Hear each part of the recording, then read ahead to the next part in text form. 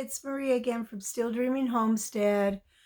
My camera just shut off when I was bringing it back in and putting it on the tripod, so that's okay.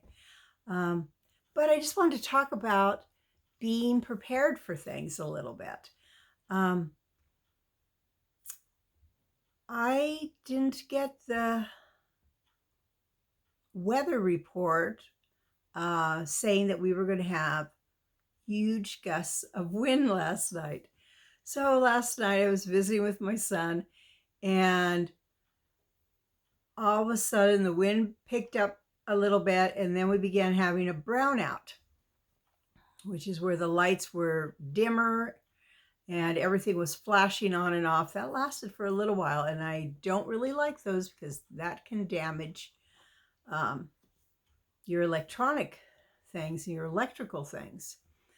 So anyhow, I was like, oh, this just needs to go out. And I got my wish. It totally went out. We're good when it goes out, actually. It's not a problem to us. We have a wood stove. We're really blessed that way. And one of my friends had given us this really cool little light, and it as a bug zapper and a light together. Way cool, worked great. Turned that on, and then I went and got my battery operated lantern and used that for quite a while in the living room.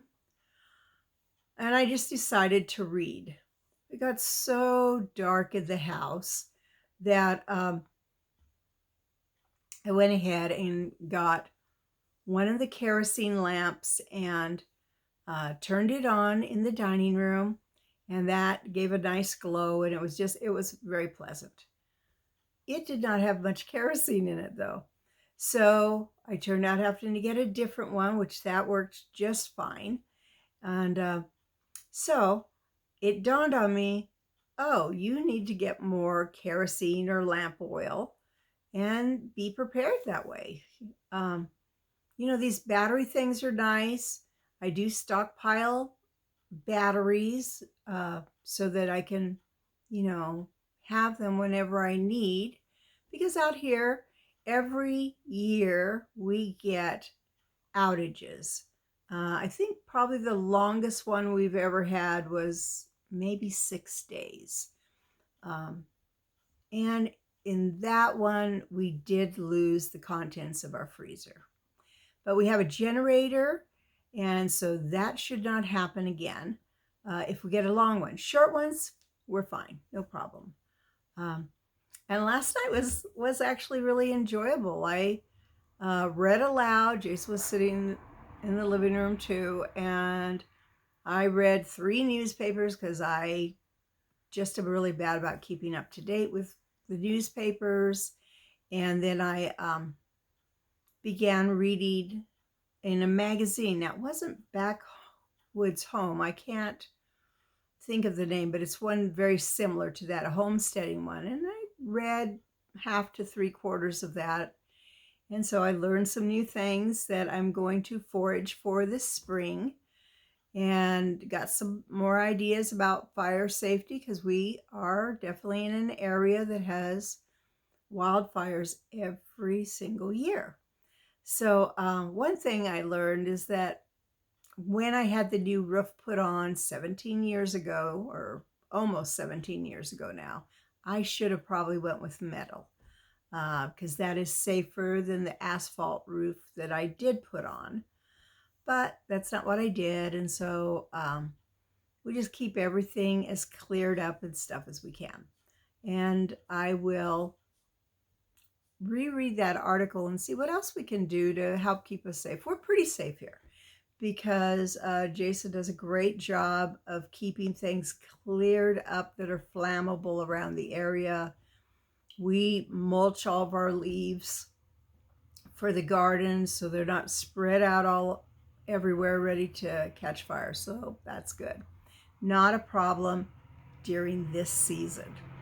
I really thought we were going to get like an inch of rain. It just sounded like it was pounding out there. So when I checked the weather gauge today, the rain gauge, excuse me.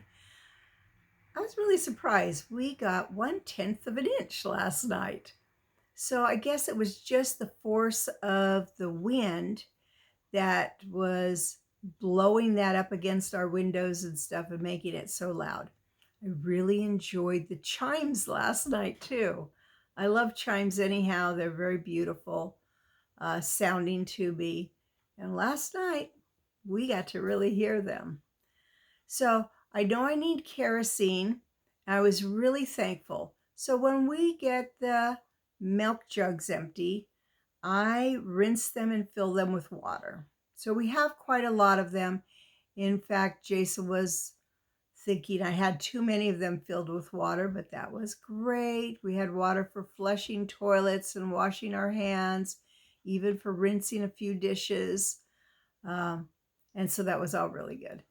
So think about the things that you'll need. You need water. And so what sources are you going to use? I'm also going to begin just keeping a 5-gallon bucket or at least a 2-gallon bucket filled in the bathroom. That's more effective for flushing toilets. And we also have a koi pond in a very large round stock pond, that's it. So we could get that. I'm going to go ahead and get some containers, large containers out, maybe garbage cans, I'm not sure, under some downspouts. That gives a nice supply of rain coming off the roof. And all those are good, not for drinking. I don't have a great filter, but for washing, they're just fine. For all those type of things, they're great. Then heat. What are your sources for heat? Do you have those something available? Like I said, we have the wood stove, and I just chose to sleep in the living room last night. It was nice and cozy. Light. What are you going to do for light? We have battery lanterns. We have kerosene lamps. We have headlamps. What are you going to use for light? Think about that. And so food. How are you going to prepare your food? Now for us, if we needed to, we can cook on top of that wood stove. It's not a problem at all. In fact, I enjoy doing that. It's not a cook stove, but it does have a nice flat bottom. I can put my grill on it. I can even make soup on it. Right now, because I'd harvested a couple frames of honey, I've got them in a 5-gallon bucket because I didn't really have enough to want to borrow a spinner. And so I cut off the caps, and those are now draining inside this 5-gallon bucket, which is covered with another food grade 5-gallon bucket to make sure that there's no flies get in there or anything like that. This time of year is horrible for flies around here. They're just trying to get in desperately, and they're pretty successful. So those are kind of the things I think are important. You know, keep your cars topped off with gas in case you do have to go someplace. I don't know, with gas stations, if they all have backup generators so that they can, you know, sell you gas during an outage. I'm not sure about that. So just keep it topped off. That's an easy thing to do. And just enjoy being prepared, because that gives us a feeling of security. We don't have to worry about things, and it's all good. So anyhow, it's been a really nice night. It's been a nice morning. The lady that's supposed to come and pick up the ducks that I'm giving her, supposed to be here sometime this afternoon, and that ought to be a chore, catching those ducks. But I've got them blocked off in the chicken house, all but 3 that need to go. So those 3 will have to go at another time. Anyhow, that's what's going on here. I hope you're having a wonderful day. I do have a friend that I would like to ask you to pray for. Her name is Sally. She's in the hospital right now. She does have COVID, and she has other issues that are going on with her. So she's really sick. So if you'd remember Sally, I would appreciate that. So just be blessed today.